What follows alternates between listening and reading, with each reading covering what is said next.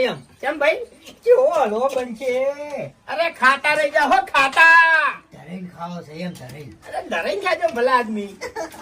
ઉમતાઈ, લા ભલા આદમી કેવું તું તમને શરમે નહીં આવતી? તારી મારા ઘેર બધું રોધનું બગડાવરાયું.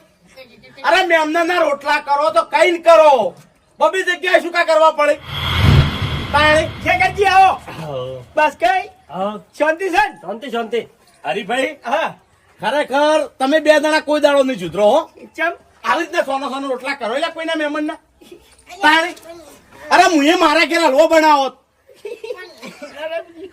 તાણે ભલા આદમી. અરે ભલા આદમી વાતામાં ટાઈમ ના કાઢો. મહેમાન આયા છે. મોસમ બિહારજો તમે.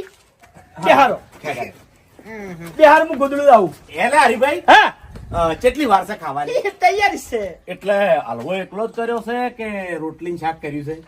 ઈ તો હા, એ બધું કરે છે. એકલો હલવો ના કરાય, રોટલી ને શાક કરજો. ના કર્યું હોત મારા ઘેરથી મંગાઈ દઉં હું એમ. એ તો બધું આયોજન કરે છે આપણે. તે મહેમાન ને બિહારો. હા, હા. બધું એમ કરીએ બધું.